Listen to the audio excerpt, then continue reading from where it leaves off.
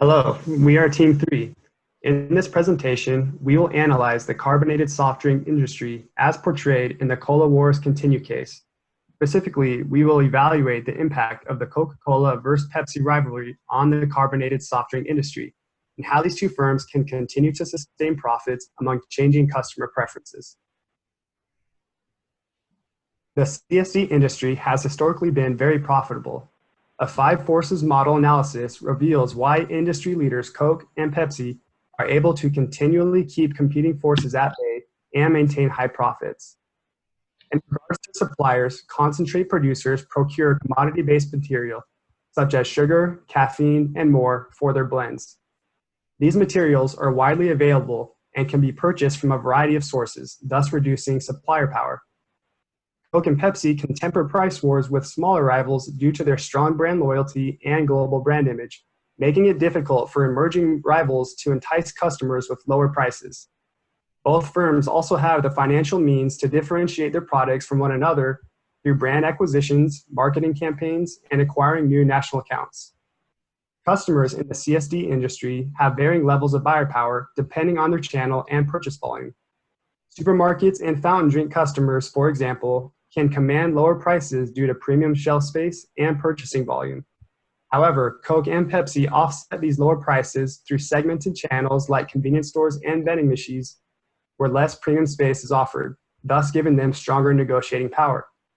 Overall, Coke and Pepsi are profitable in their industry because they have strong commodity purchasing power, a variety of marketing and distribution channels, and they are able to shield themselves from entrant and substitute forces due to strong brand loyalty, investments in efficient manufacturing, and developing their own substitute brands.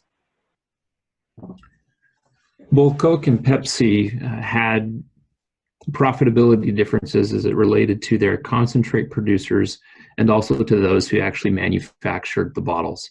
Specific to the concentrate business on that side, manufacturing overhead was relatively low.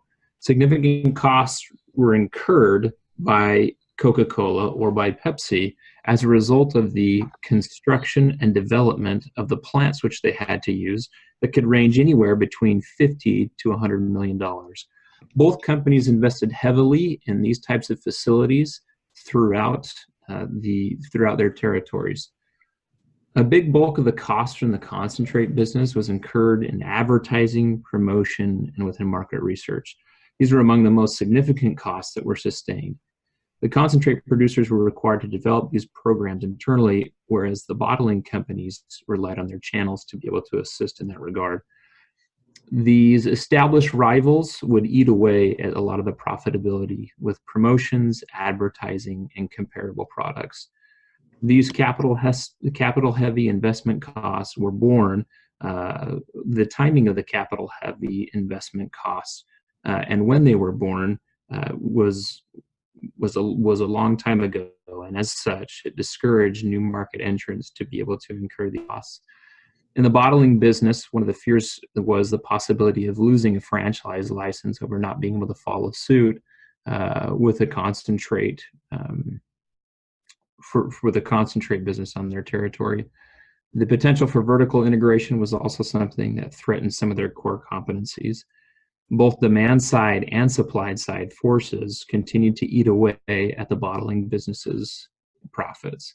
Bottling process was capital intensive, requiring more bottles resulted in increased competition for lower margins, and concentrate manufacturing processes involved little continued capital investment in machinery, overhead, and labor.